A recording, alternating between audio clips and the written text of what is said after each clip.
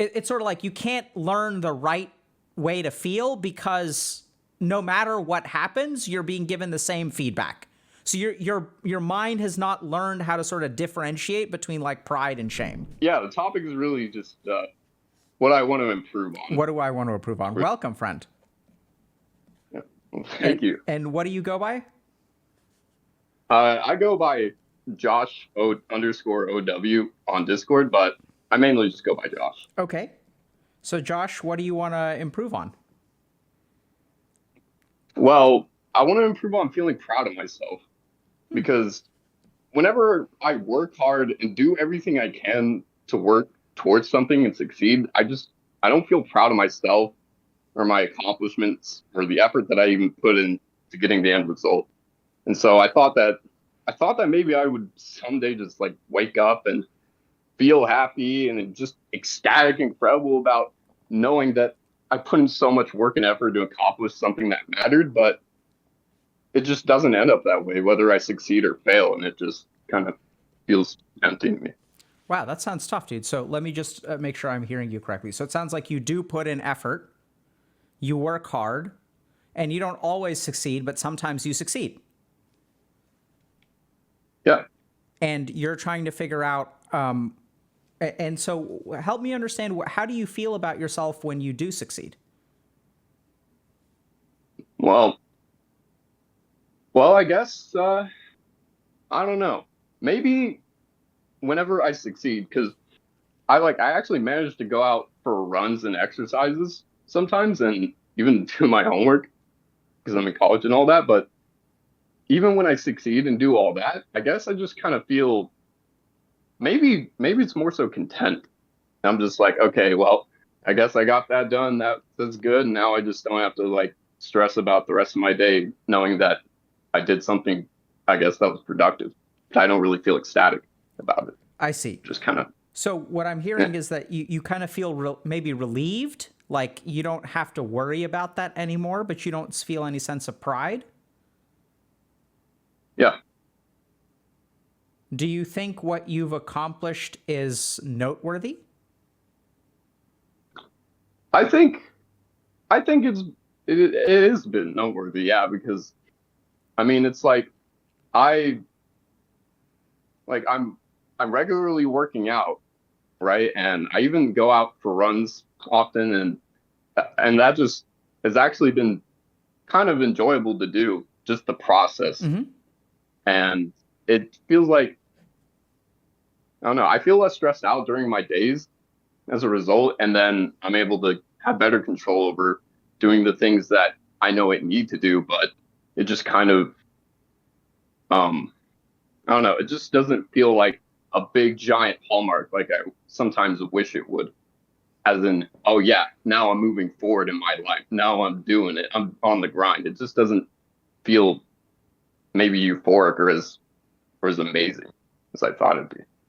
Yeah, so I'm almost hearing that when you okay, let me make a couple of assumptions here, Josh, and you let me know if these are accurate. So the first is that prior to working out consistently, you sort of had this idea that if you started working out consistently, you would like feel really good about yourself. You're like, yeah, I'm doing it. Yeah. And now that you're doing it, you don't really feel the pride that you were expecting. No. Do you feel proud about anything? I've been thinking about that question a little bit, but I wonder if I ever felt any sort of pride in my life at all. I mean, I don't know if it's anything like pride, but whenever that comes to mind, all I can think about are the times where I was part of something that I had to do with a whole group of people that I had to get to know. Like there was a time when I was in baseball and I was in junior leagues for that, and I just felt I guess I felt so alive whenever I was just with my teammates and I got to bond with them and practice with them and do scrimmages, and that just felt really invigorating. Like that was just a part of my life that I've been missing all along, was like camaraderie. But I guess I felt pride. Maybe I did feel pride more so just in what I was able to accomplish in terms of what my team accomplished, but not me. Because it wasn't about me. I just felt pride, I guess, maybe towards my team and the things that we were able to do and how far we were able to go, things like that. Okay, so I'm hearing that the only thing that you were able to take pride in was something that was a team effort. And even when you talk about the team effort, you almost purposely exclude yourself as a contributor. Yeah, and the only time that I ever considered being a big part of that whole process was when they directly actually, because we had a championship game like at the very end of our league, and we ended up losing it like horrifically. We just got absolutely destroyed. But then we had a party or a get together afterwards to celebrate how far we came, and they gave me a whole trophy for just for how much I meant to them, for how much I meant to the team, and it's called the Heart Award, right? It's like a whole acronym about like having heart, endurance, attitude, respect, and team. And they gave it to me last out of everyone else's trophies, and I remember that because I was like, man, I feel so appreciated, because my efforts, my attitude actually meant something, and it made a positive impact in their lives, and they really, and I was the heart and soul of the team, and knowing that, like I never felt that way during the season, but it was only at that moment afterwards when they gave me that award that I felt like I was just really, really happy. It just felt amazing. Wow.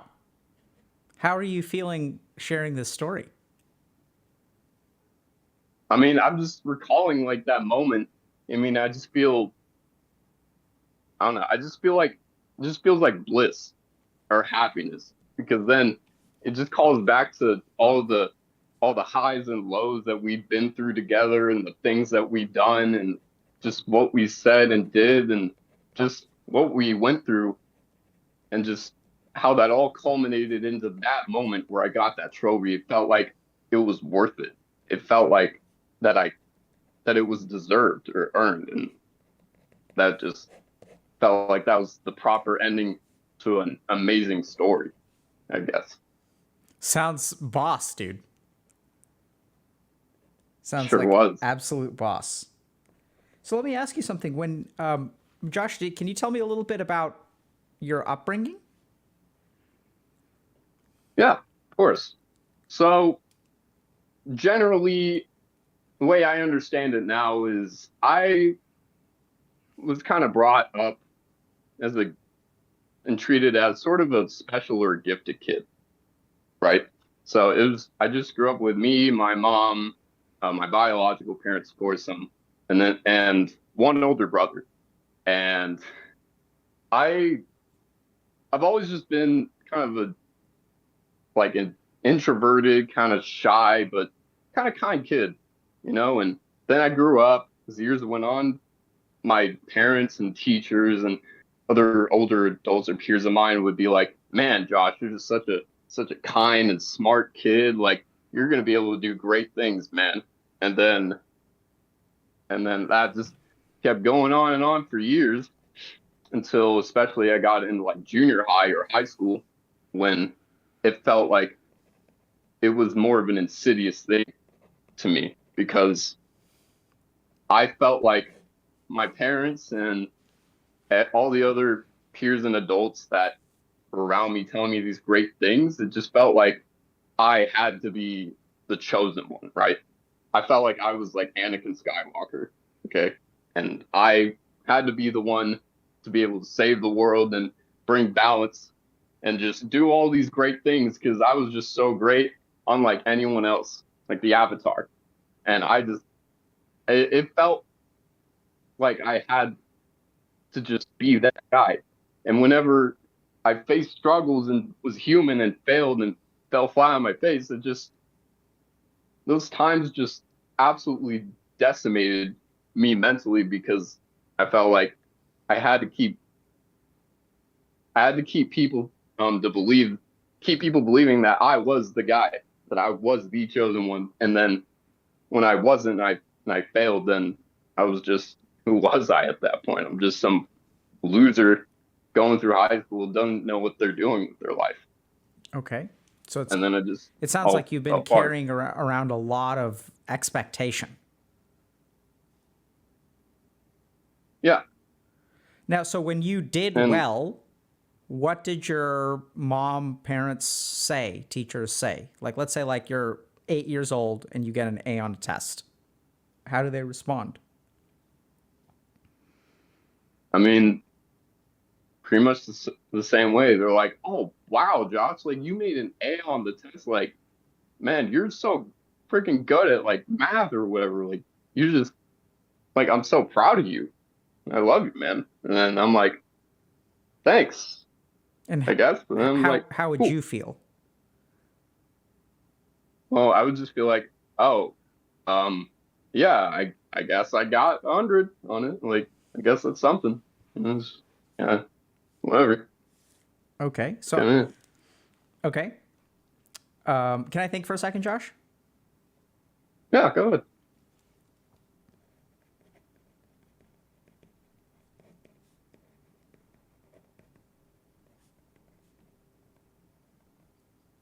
Do you know how to feel pride? I'm pretty sure I don't. How do you understand that? Probably because I never had an experience where I personally, within my being, feel and recognize what pride is even like, especially in myself. It's just kind of like a foreign entity to me, I guess. Yeah, so let's try to understand this, okay? Yeah. So let's start with this idea of being gifted. So what I'm kind of noticing is that, like, let's say getting 100 on a test is something that many people would be proud of. Whereas what I'm noticing is that, like, because you were kind of gifted, there was an expectation that you would do well.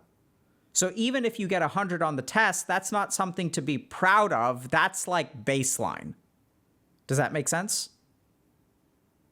Yeah.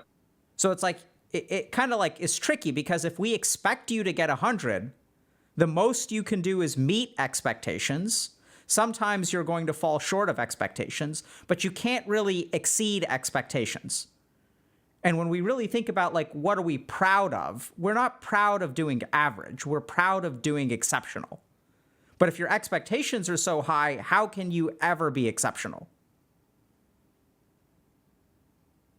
Yeah. Does that? And I would like to add something tidbit that I think is really important as well, if you don't mind. Please. That whenever that complex became more of a thing whenever I was growing up in high school and junior high. Like even when I would fail, like my parents especially would be like, "Well, yeah, no worries, man. Like you failed, you can try again and you can do better." And even whenever they gave me that kind of feedback, it just kind of was too late, and it's cemented in my mind where I thought to myself, I put it on myself where I was like, "No, I need to be better. Like I need to be the chosen gifted one." Right? Even if everyone else says so, I don't think so. How I did felt you like I how could have did you done more. feel when they said that? I I don't know. I just maybe it depended on the situation, but either I was kind of like, yeah, I guess I failed, it's whatever, or I was just absolutely devastated and I beat myself up And when for your how I parents failed. said, "It's okay, you can try again later," how did that make you feel? It just made me feel like an absolute like a failure. Like I just So it's kind of interesting, like right? that Because was your parents are saying things that should be encouraging. But what effect does it have on you? not a positive one. Just kind of Yeah, like, how do you no effect understand that? really. Like, so okay, your kid does poorly, right? So you're a parent and you say, "It's okay, you can try again." How do you understand, like, how does that make a child feel worse?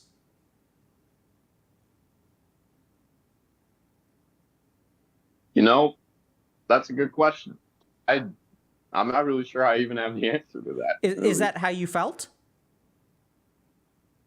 Well, yeah, it was. Okay. Yeah, so I think it's kind of weird. So, Josh, I think I think we can sort of sort this out. First of all, sorry, I don't mean to laugh because your situation is serious, but I think that there's like a couple of interesting things going on. And I think a lot of it has to do with expectation. So oftentimes as gifted kids, when you grow up, like you're given all these expectations, right? And you internalize these expectations. Like I'm supposed to do really well. And it's kind of weird, but oddly enough, your parents were dismissive of your shame. Does that make sense? Yeah. Does that feel accurate to you? I think so. Yeah, because they never really, Right. So I know it sounds kind of weird because when we think about parents, we think about like, oh, like isn't dismissing shame a bad thing? I mean, isn't it a good thing? Like, don't we like not want, like if our kid does poorly, like, don't I want to encourage him and like help him not feel shame anymore?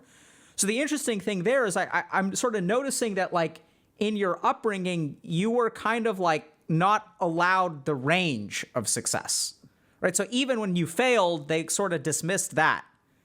And then like, even when you succeeded, that was sort of expected. So I'm sort of noticing that I almost think about shame and pride as two sides of the same coin. Like in order to be ashamed of something, like, you know, you can be proud of the same things that you could be ashamed of. If you did well, like you can maybe be proud of that. If you did poorly, like you can feel ashamed of that. Does that make sense? Yeah. They're like kind of like the same, like on the same spectrum, but just at opposite ends of the spectrum, like shame and pride. With me? So, so the really interesting thing here is that I think it's kind of interesting that they dismissed your shame and they tried to like help you feel better about yourself. But somewhere along the way, I think they just sort of like started communicating on a level that you were just not on. Like, I don't mean that they were above you or below you. I just mean that y'all were like operating on different wavelengths in terms of like achievement and lack of achievement.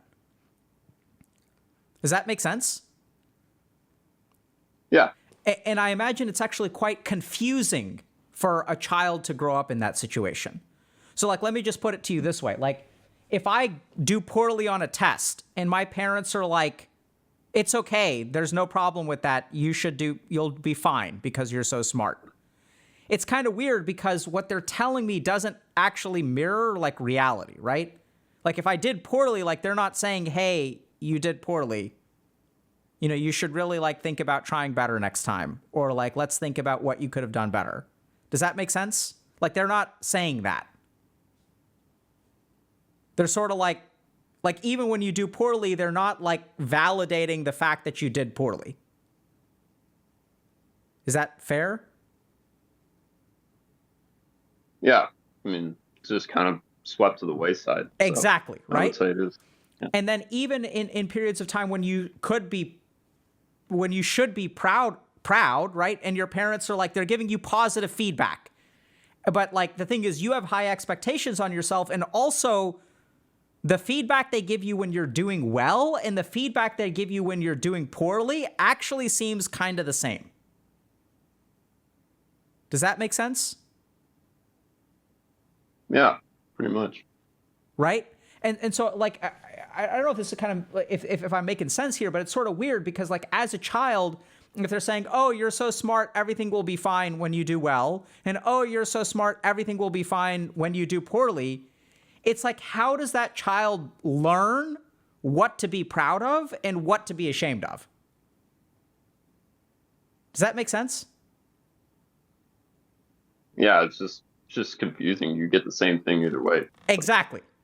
Right? It's confusing. Like you're getting the same thing every way. And so what I think may have actually happened is like, I don't know that you were like, you know how to feel proud. I mean, you do, and we'll get there in a second. But the first thing that I want to share with you is I don't think that this is like, it's sort of like you can't learn the right way to feel because no matter what happens, you're being given the same feedback. So your mind has not learned how to sort of differentiate between like pride and shame. Does that I mean, I hear that you know how to feel shame and you know how to feel pride. So like, but is this sort of resonating with you, or you think I'm kind of like in the wrong ballpark? I I think that's actually pretty accurate. Yeah.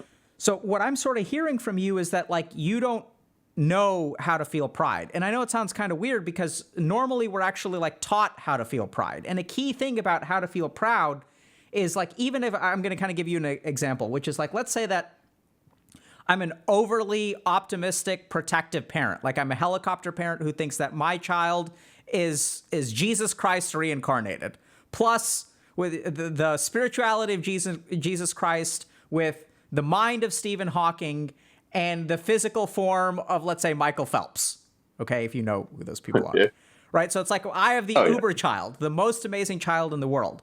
And I am constantly telling that child, you're amazing, you're amazing, you're perfect, you're amazing, everyone, you're just the best thing ever. How do you think that child feels about themselves? I mean, they'd be like, yeah, that's just my bottom line. Like, yeah, I guess I'm just amazing.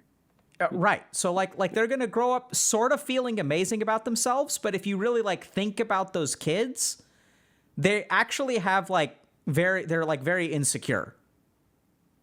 Right? I don't know if you've known kids like this, but like kids who are grow up in a situation where their parents are like overly supportive, they're like very easily threatened and like become insecure very easily. Oftentimes they'll grow up as bullies.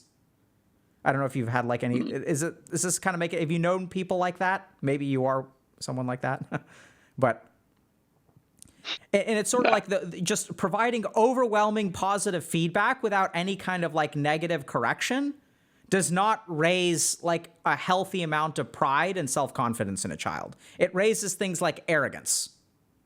And underneath the arrogance is insecurity. Like my point here is that when children aren't given both sides of the coin, and I think that's what sort of happened with you, you sort of like, I don't get the sense that you even know what to be proud of because you have like such high expectations of yourself, and like people haven't oddly enough even validated when you did poorly. And this sort of results in something that's kind of interesting, which is, why do you think you felt so much pride by getting the Hart Trophy? Because whenever I was with that team, and it's a whole sport where you have to rely on your teammates. You can't just do everything yourself. And then whenever an outside party like that and people you get to know and trust just openly just accept you for who you are and then reward you for that, then it just felt amazing because I was accepted. And they know that I failed as well because we all did. Like we were all there together, and no matter what, like we still stuck together as a team. And that couldn't be said. I even remember that couldn't be said for most teams that were in that same league at the time. Like even my best friend's like mom, who my best friend was also in baseball at the time doing the same thing. Like even his team apparently didn't have that kind of like bond or synergy that my team had. So I think there are a couple of other important elements there, right? So one is, as you mentioned, the acceptance despite the failure. So this is kind of interesting because that kind of sidesteps expectation. Does that make sense? Like, because your mind has come to expect particular things. And so when you get praised for something, and the other thing is like, you haven't been praised your entire life for being the heart and soul of other people. You've been praised for being gifted.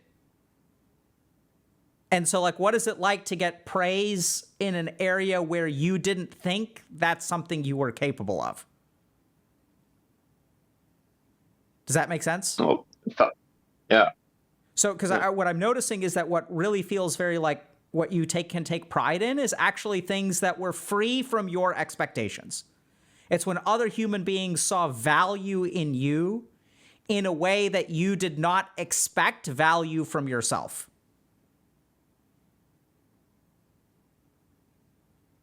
Yeah, definitely. So do you have any thoughts about how to approach this?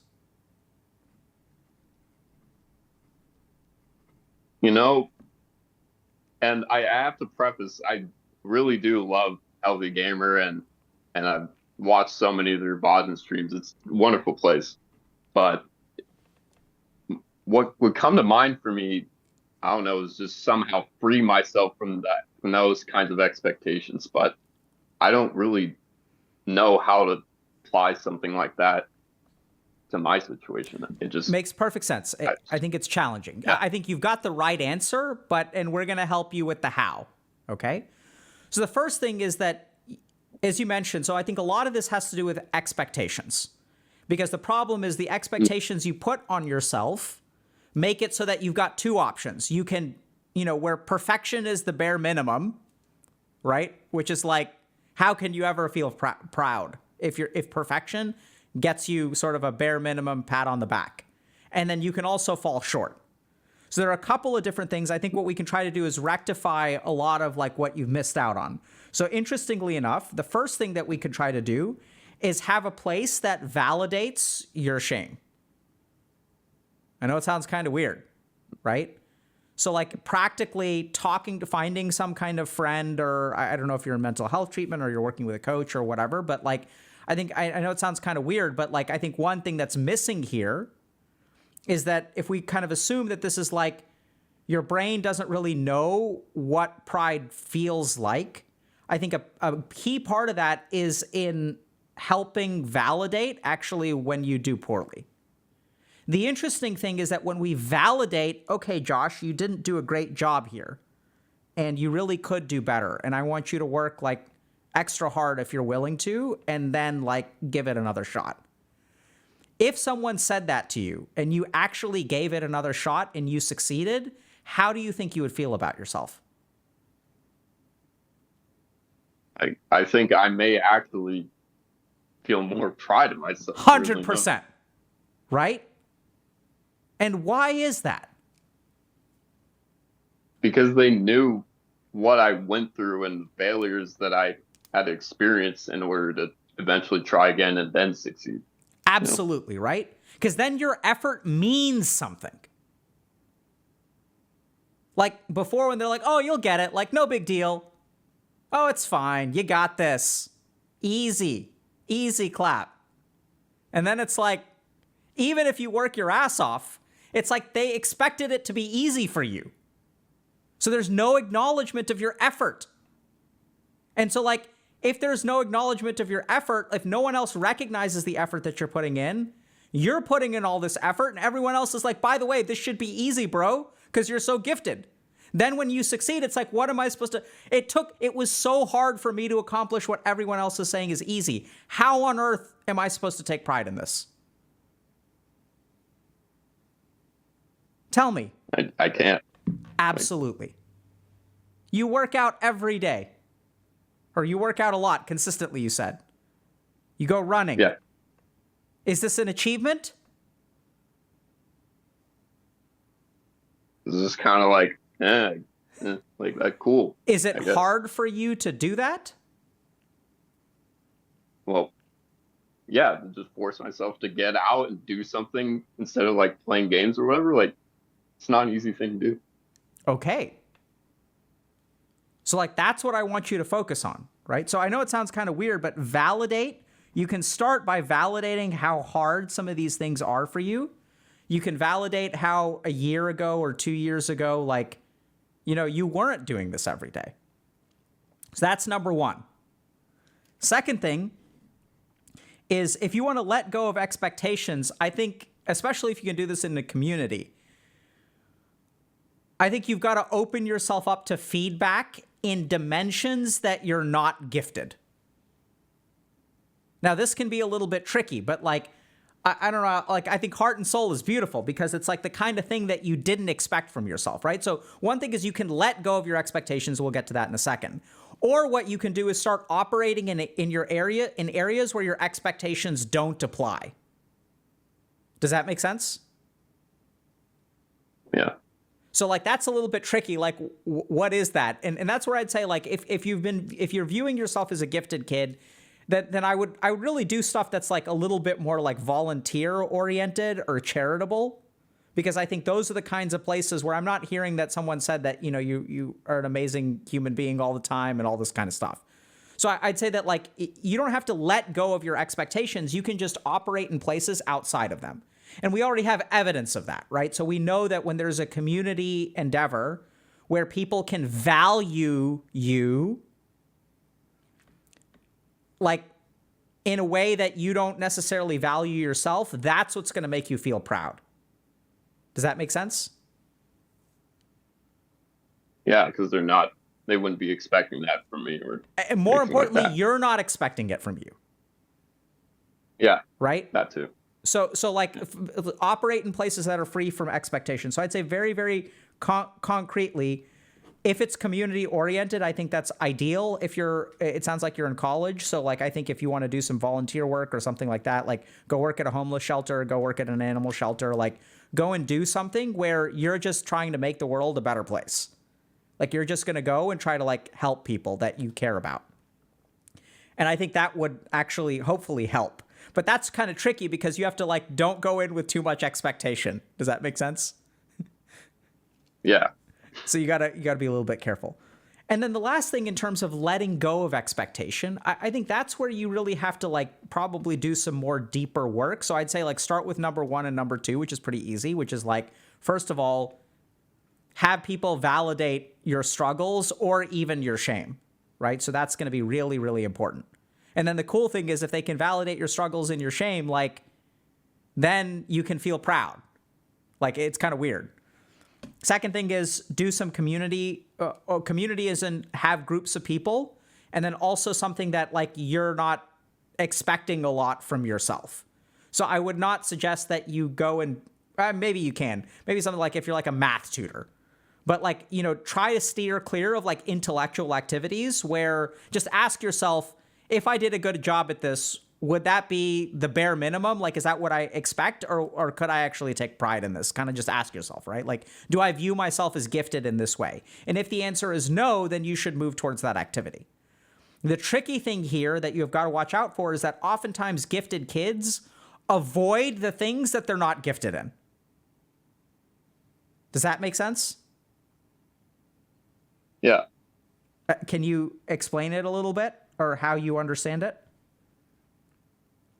Well, yeah, because if I like on some conscious or unconscious level just understand that I look at something and think, oh man, I'm really going to suck at that. Like, I don't want to do that because I'm going to suck at it. Then I don't want to be viewed as or view myself as being a loser in that. Perfect. Then I'll feel bad. Perfect, right? So that's where I think the antidote there is that, you know, the reason that you're volunteering, let's say, is not, you don't really care about, I mean, you will care. There's a part of your mind, your ego will care about how you're perceived, but you're going to go there to like try to make another human being's life a little bit better for like one day at a time.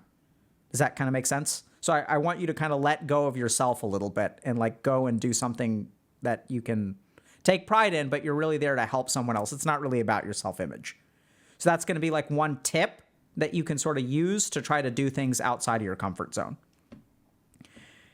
And then the last thing is letting go of expectations, which is where I think, like I mentioned, you need to do a little bit of deeper work where you've really got to start to ask yourself, you know, like, when did I start to view myself as gifted? What impact has it had on me? You know, potentially even have a conversation with your parents about, you know, how like actually you've struggled a fair amount and like it's been hard for you to hear that everything is going to be okay because sometimes things actually weren't okay. Right? And like what I'm really hearing from you is that lots of people told you that things were going to be okay when actually you were struggling. And that sounds incredibly isolating to me. That sounds to me like you really were not seen at all. And in fact, what was happening is people were conjuring an image of what they thought you to be instead of actually seeing who you are. How does that sit with you? Yeah. I think that makes perfect sense. Yeah. And so the way to let go of expectations is to really sit with, you know, Josh, what is the image of you and who are you? And if you're open, we can give that a stab now, but I'm not expecting a whole lot because it's a complicated question. Usually this is the kind of question that I would ask after someone had done weeks or months of work. But do you want to try answering that now, or you want to just sort of work on that kind of on your own? Oh, I'm absolutely down to it now. So let me ask you, what is the image of Josh?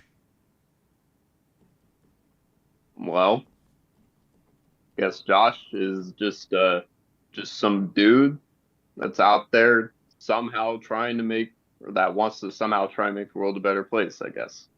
Is that the image that other people see? Nope.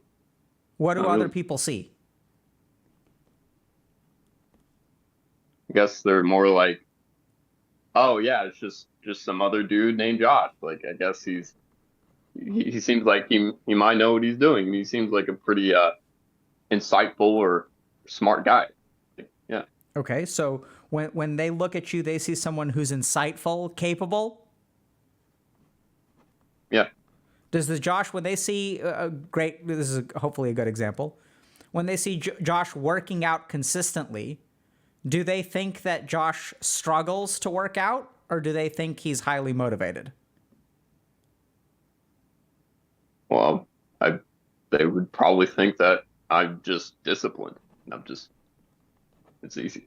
Right? So the image of Josh is insightful, capable, disciplined, gifted. And what is it like to actually be Josh? It's like, oh man, I really want to play Overwatch, but man, I got homework to do. Let's do it like 12. All right, I guess I'll go and do problems or something. Gosh. Josh, are you smiling right now? Yeah, because that's actually my situation right now. And how does it I feel? got work to do, and I'm eventually going to do it. How does it feel to be that person?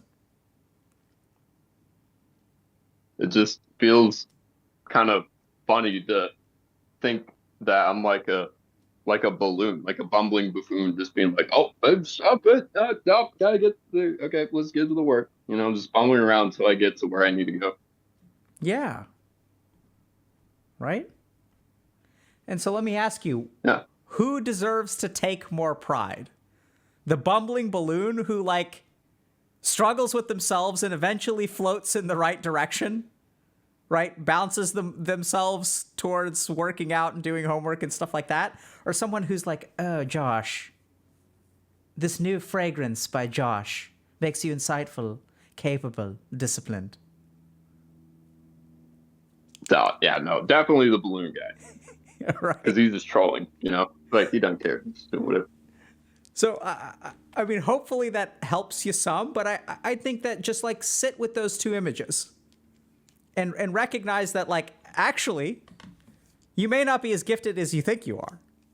And bizarrely, that may mean that you can take pride in what you've accomplished, because the truth of the matter is that your life, even though you have certain advantages, and we're not saying that you don't have advantages, there are genuine things that you struggle with, right? And consistently working out means fighting 1,000 small battles with yourself and winning at those small battles. But man, each inch of territory that you gain when fighting against yourself, each inch you've paid for with sweat and blood and tears and Overwatch rating. What do you think? Yeah, I think that it's not only do I work out, I even practice some yoga in the morning. I get up at 4:30. I go to sleep at 6, 7, wake up, and then immediately after I do that, I meditate and then study my class, so I can get ahead and know what I'm doing. Even then, sometimes it just doesn't, those accomplishments don't really compound. How do you feel about waking up at 4:30 in the morning? How does it actually, let me ask this. How does it feel to wake up at 4:30 in the morning, do yoga, start studying? Well, it kind of sucks. Yeah, man. Tell me about it. I just want to sleep. I just want to sleep, and I look at my clock on my phone, it's 4:32. All right, I guess I'll get out of bed, because otherwise I'm not gonna get food or whatever. I'm like, okay, let's do it. Yeah. Dude, it sounds Feel hard. reluctant. It sounds like you're trying to force yourself into building a better life for yourself. Yeah, definitely. Because like before, and this is a little personal, but it's not too graphic or anything. Like my grandpa recently, unfortunately, passed away, right? And then whenever I went to his funeral and I mourned for him, like everyone else may have just been feeling just sadness and grief and all that. Like I felt like a grief of a sort of sense of, and we're Christian, we're our family's like like Christian primarily and all that, and I was like thinking to myself, please God, just let me be a stronger person, you know, let me be more capable so I can actually make the world a better place and not let all these efforts that my grandpa or anyone else went through go to waste. Make it worth it. Yeah, so I think it's can be healthy to ask for strength. And also, I would encourage you to recognize, Josh, that you've probably been given that which you've asked for. And the only thing that really gets in the way of seeing it is your own ego.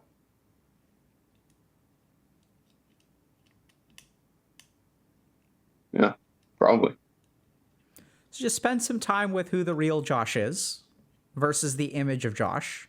And hopefully as you kind of navigate that, maybe if you're a little bit lucky, you could start to feel a little bit of pride in waking up at 4:30 every day.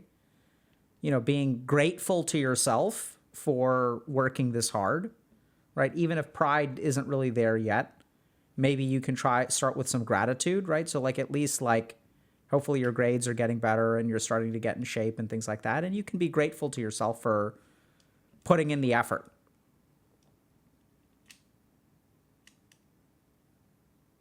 Yeah, 100%. I totally want to do that.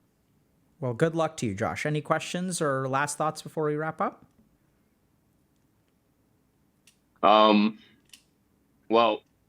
on a completely unrelated note, I recently watched one of the videos that was posted on the YouTube channel, and it was about how change occurs, and that was just really insightful, and I want to keep applying that to the rest of my life too, so I can figure out how to learn and do all that and just improve, and it's just been really helpful.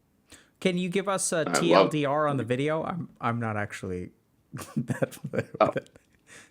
oh yeah, no, 100%. So basically, what it's about is like you read a Reddit post, which was a GIF of like basically this person saying, "Oh yeah, well I know darn well that I should be making change while they're watching your videos, but they're not able to, and they still don't do anything about it." And then you're like, "Yeah, well, you technically don't really need to do anything about it, right? Because Yeah. you really just do the work in your head." And I thought that was weird at first when I heard that, and then I kept watching them, and it was just really insightful because then those suggestions you gave in that video about sitting on what you learned and reflecting on it, I actually did that when I walked into my backyard, like right after I finished the video, and it Hey. made me think about how I wanted to. When I played Overwatch a few years ago, and I climbed to like the top elo or one of the top elos in the game, that's exactly what I did in order to get better at the game. Yeah. Like I watched VODs, I studied pro players and what they did and compared that to what I was doing, and I just got better at it, and I improved on what I needed to get better at, even though I suck. Absolutely. Yes. Thanks for jogging my memory. Yeah. So it's surprising how people don't realize that most of change is like internal, and we also don't really we don't really acknowledge that unless we like we can intentionally facilitate the process of change, which I think is also the same as learning, right? So if we kind of think about like if I'm stuck in the same pattern over and over and over again, I'll even use the phrase, "Oh, like why do I never learn?" And there are actually some interesting things you can do to facilitate learning. One of which is reflection. So thanks for sharing, and I'm glad that the video was able to help you. Good luck to you, Josh. Yeah, thank you.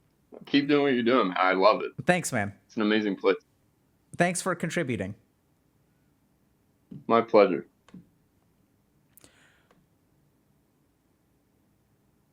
All right, so let's just take a quick moment to recap, because I think there's a lot of stuff about Josh's situation that is actually quite applicable.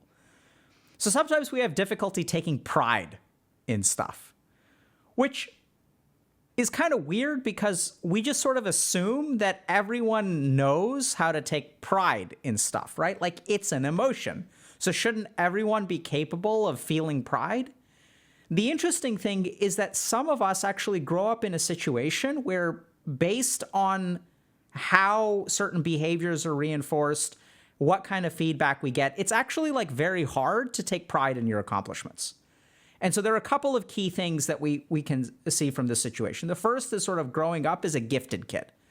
Because if you grow up as a gifted kid, even if you excel, that is actually the bare minimum of what is expected of you, right? So it's kind of interesting because if we think about like performance, like if I perform at this level, or if this is the performance that's expected of me, and then I perform up here instead, this is the window that I can take pride in, right? Because like this is what I was expected to do, and I actually ended up way over here, so I should be proud of like overperforming. The interesting thing, so if we kind of think about it, if expectations are at the ceiling, right? If we're gifted and we're so intelligent and like, oh, like getting an A is so easy for us, then actually what happens is it's very hard for us to feel pride because expectations are so high. The best we can do is meet the minimum expectation. The interesting thing is that the other side of the coin is also present, where oftentimes gifted kids, not just gifted kids, but especially gifted kids, even when they do poorly, they're not, the shame they feel, the negativity they feel is oftentimes swept under the rug.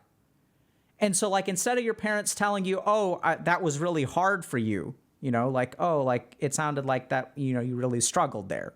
Sometimes what'll happen is parents don't want to be negative towards their kids. So they'll try to be reassuring.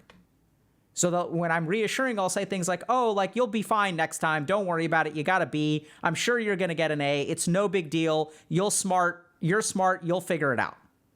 The interesting thing about that kind of reassurance is that it's actually invalidating.